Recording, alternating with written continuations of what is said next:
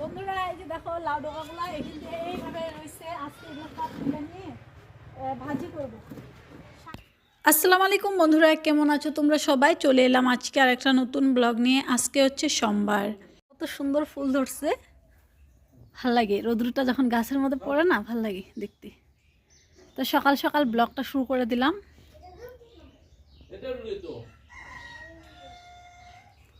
তো এদিকে দেখো আমার চুলাটা একদম মুছে টুছে রাখছি, আর এখন একদম সাদা ধবধবা হয়ে আছে। তো এখানে চা বানাইছি, আর চার সাথে ব্রেড আর হচ্ছে গোলা রুটি করছি। তো আমি ভাবছিলাম যে আজকে ব্রেড দিয়ে খাই, কারণ ব্রেড যদি আইনে রাইখে দেওয়া হয় তাহলে কিন্তু নষ্ট হয়ে যায়, মানে টক হয়ে যায় আর কি। ফ্রিজে রাখলেও বেশি ভালো লাগে না, শক্ত হয়ে থাকে। তো তারপরেও আজকে ব্রেড ভাজছি, তার সাথে আবার তোমাদের ভাইয়া বলতেছে যে না গোলা রুটি খাবে, সেই জন্য গোলা রুটিও করলাম। বন্ধুরা এই যে দেখো লাউ ডগাগুলো এখান দিয়ে এইভাবে রয়েছে। আজকে এগুলো সব তুলে নিয়ে ভাজি করব, শাক ভাজি। একদম ডগা সিদ্ধ, কি মোটা ডগাটা। আর এখানে কি হবো নাকি, লাউ ধরবো নাকি এখানে? না ধরে বিসমিল্লাহ। ওদিকে না, একদম ওই যে ওই মেন ইস্যু দিয়ে কাটো। এদিকে হ্যাঁ হ্যাঁ এটা কাটলে সব এসে যাবে। হ্যাঁ হ্যাঁ, আরো ওই টুকাটাও রাখো, ওই টুকাটাও রাখো, ওটা পেঁয়াজ দে। হ্যাঁ হ্যাঁ তাহলে একটু দিয়ে যাই চেকটা এখানে। হ্যাঁ হ্যাঁ বিসমিল্লাহ।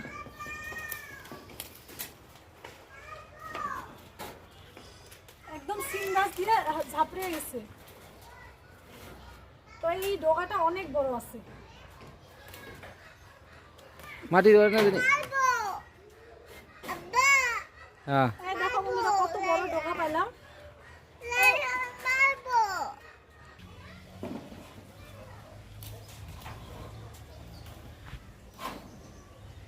হবো না?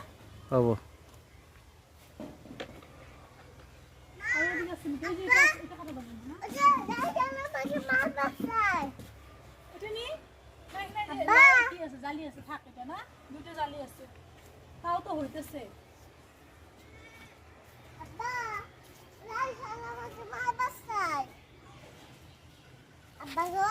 কি না মারবে না।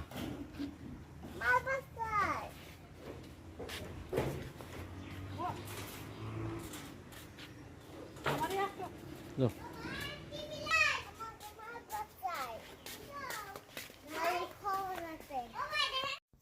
তো গাছের টাটকা টাটকা শাক পাইরে সোজা চলে আসলাম চুলার পাড়ে। আর আজকের রান্নাবাড়ি সব কিছু চুলার পাড়েই করব। তো শাক ঠাক তো খাইতেই ভালো লাগে, আর গাছে আসেও, কিন্তু এই যে বাছতে নিলে তো অনেক সময় লাগে। এদিকে কাজ, অনেক কাজ থাকে। তো মনে হয় যে শাকগুলো যদি কেউ বাইছে দিত তাহলে কিন্তু অনেকটা ইজি হয়ে যেত। তো এই তো এখানে বসে মানে টুকটুক করে শাকগুলোকে কাটতেছি, বাইছে নিতেছি আর কি। তারপরে আর শাকগুলো আমি চেয়ারের উপরে রাখছি, কারণ শাকগুলো না এতটা লম্বা লম্বা কাইটে নিয়ে আসছি। মানে ওটার জন্য যদি কোনো কুলাতেও রাখি তারপরেও কিন্তু মাটি পাই, সেই জন্য আমি এরকম উপরে রেখে রেখে ছোটো ছোটো করে কাইটে নিতেছি। আর মুরগিগুলো আজকাল যেটা জ্বালায় আমাদেরকে।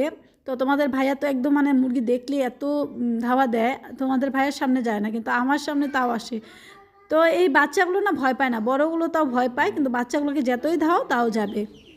কত ফ্রেশ ফ্রেশ বাড়ির টাটকা শাক, এগুলো খাইলে কিন্তু শরীরের স্বাস্থ্য ভালো থাকবে। কারণ হচ্ছে বাজারের জিনিসে যে পরিমাণে সার দেওয়া হয়। তো বন্ধুরা দেখো, চুপ চুপ করে একটা জিনিস দেখাই তোমাদেরকে।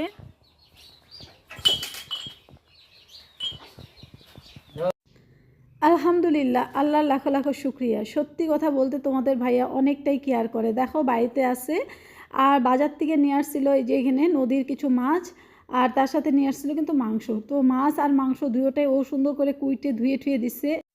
তো যখন বাড়িতে থাকে তো ও মানে আমি অনেক কাজ করলে তো ও এরকম কাজগুলোতে আমাকে অল্প হেল্প করে দেয়।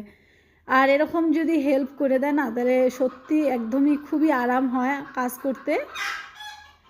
এই যে দেখো এখানে এই মাছগুলো কাটতে কিন্তু প্রায় আমার অনেকটা সময় লাগতো, ও কাইটে দেওয়ার জন্য অনেকটা ইজি হয়ে গেল। তো দেখো ভয়েস দিতে বসেও শান্তি নাই, এদিকে ভয়েস দিতেছে আর ওদিকে মুরগি এত অত্যাচার করতেছে। তো মুরগিগুলোও খেতে দিতেছিল না সবাই। দেখো আমি যা লাস্টে ভিডিওর ভয়েস রাইখে কাইটে দিয়া মানে ভিডিও ভয়েস কাইটে কেটে দিতেছি, তারপরে যা মুরগি খেতে দিতেছি। তো ও তো ওদিকে আমাকে মাছ এগুলো কুটে দিতেছে, আর দেখো এখানে আমি চুলাটার মধ্যে কিন্তু ছাই ছিল, তো এই ছাইগুলো এই যে চামচ দিয়ে উঠিয়ে নিতেছি। আর এখন থেকে ছাইগুলো ভাবতেছি যে একটু কলা গাছে দিব। কলা গাছে কোনো সার টার কিছুই দেওয়া হয় না, তারপরেও আলহামদুলিল্লাহ গাছে এত সুন্দর কলা ধরে।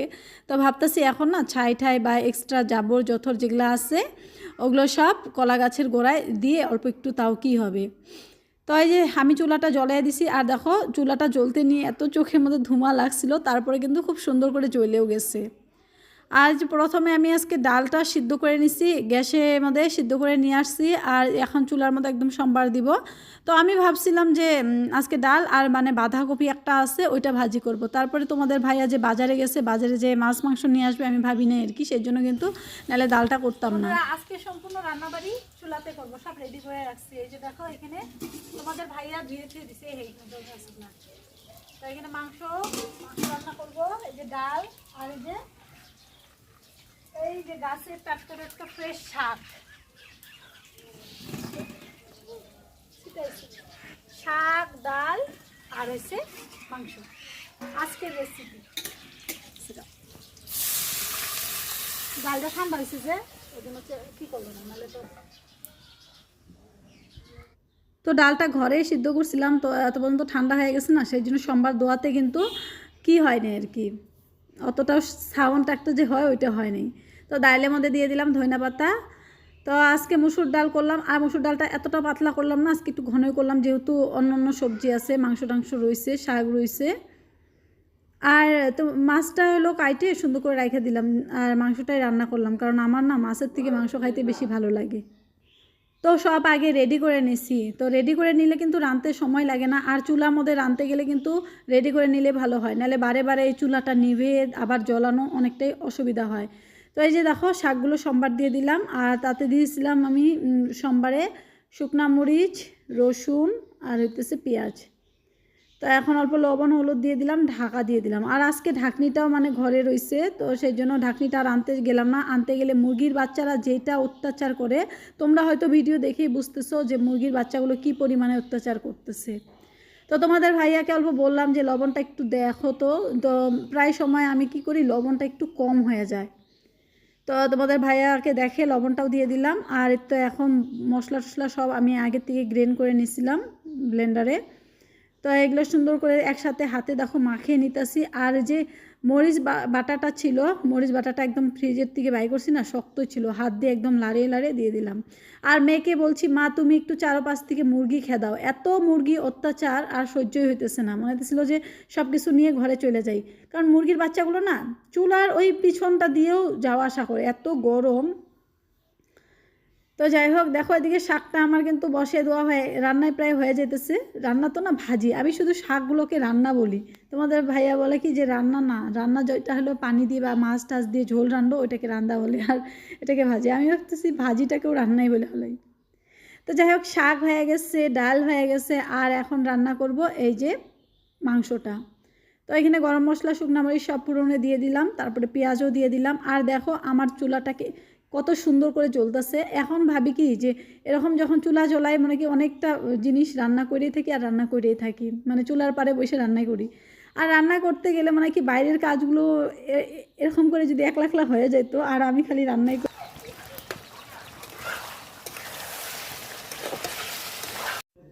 তো দেখো মাংসর কালারটা কিন্তু খুব সুন্দর হয়েছে। তো প্রায় মাংসটাও হয়ে গেছে, আর এখন এই যে খাওয়া দাওয়া করবো। মেয়েকে দেখো টমাটো একটা নিয়ে ঠোঁটের মধ্যে ঘষে ঘষে কী করতেছে। তো এইখানে সব রেডি করতেছি খাওয়ার জন্য, চেয়ার টিয়ার লাগাইছি। তার এই দেখো বন্ধুরা খাওয়া দাওয়া চলবে এখন। পুরো সুন্দর হয়েছে মাংসটা, ধনিয়া পাতা ছিটিয়ে দিয়েছি, এই যে এখানে স্যালাড কাটছি, বোম্বাই মরিচ নিছি, এই যে শাক ভাজি, ডালটা হচ্ছে করে দরজা চাপাও, লাইট দাও নাকি মুরগির জন্য এইরকম ঘরে আসবো না মুরগি আইসো করে হলো। এই দেখো ডালটাও ধনিয়া পাতা দিয়ে রান্না করছি, খানো তাহলে। তো তো চলো আজকে অল্প বাগানের গাছগুলো মানে বাড়ির গাছগুলো তোমাদেরকে দেখাই। দেখো এখানে অ্যালোভেরা একটা লাগাইছিলাম, একটার থেকে এখন অ্যালোভেরা ভর্তি হয়ে যাইতেছে।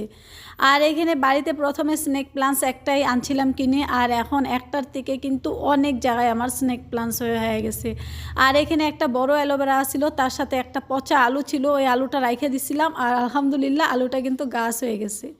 আর বন্ধুরা তোমাদেরকে একটা জিনিস শেয়ার করা হয় না, বাড়ির উপর থেকে আমি 50 টাকার সবজি বিক্রি করে দিচ্ছি সকাল সকাল। তো গাছের একটা লাউ আর একটা পেঁপে বিক্রি করে দিচ্ছি। তো পাশের বাড়ির একটা কাকিমা এসে নিয়ে গেল লাউ আর কী বলে পেঁপে। তো এখানে দেখো শশা এই যে 2টা জালি আসছে, মানে একদম সুন্দর করে ফুল শুদ্ধা এখনও রয়েছে, বড় হয়নি, ইনশাল্লাহ বড় হবে। আর গাছের এই যে এই লাউগুলো কিন্তু একদম টেকরা বেকড়া হয়ে আছে, মানে ওটা হচ্ছে ভিটামিন কম পাইতেছে, হয়তো খাবার কম পাইতেছে সেই জন্যই। তো এই যে খোয়ারের মধ্যে কিন্তু মুরগিও ডিম পারতেছে। আর এই যে দেখো আমার চন্দ্রমল্লিকা গাছে কি সুন্দর ঝোপালো একটা ফুল হয়ে আছে, তার সাথে টমাটম গাছটায় ফুল আসবে, একদম ছোট্ট ছোট্ট করে রয়েছে আর কি ফুলের, মানে এখনও কি হয়নি, তো ধরবে কয়েকদিনের মধ্যে ইনশাল্লাহ ধরে যাবে। তো একজন আপু কমেন্ট করছিলে হয়তো এই যে লাল লাল গাছটার কথাই বলছিলে নাকি, যে আমি ওইখানে সেদিনের ভিডিওতে ওইখানে বসে আসছিলাম, তো আমার পাশের গাছটার নাম জিজ্ঞাসা করছিলে। তো আমি ভালো করে বুঝতেই পারিনি, আমার মনে হচ্ছে যে লাল লাল এই যে এখনও যে দেখা যাইতেছে সাইডে লম্বা গাছটা, এইটার কথাই কি বলছিলে আপু? এইটার নাম আমি জানি না, কিন্তু এটাকে এমনি পাতাবাহার বলি আর কি আমি। আর এটা ছাড়া যদি অন্য হয় তো অন্য দিন আরেকদিন সুন্দর করে ভিডিও করব, সেদিনকে গাছটা আমি তোমাকে দেখাবো, কারণ আজকে ওরকমভাবে কমেন্টটা যখন দেখছি তার আগেই ভিডিওগুলো করা হয়েছে, সেই জন্য কিন্তু ভালো করে দেখাইতে পারলাম না। তো এই যে গাছের পেঁপে সকালবেলা একটা বিক্রি করে দিছি, আর একটা রাইখা দিছিলাম, আর একটা এখন কাটতেছি। তো বড়টাই বিক্রি করছিলাম আর ছোটোটা রাখছি। তো এই যে মেয়ে এখানে দাঁড়িয়ে রয়েছে, মানে পেঁপে খায়।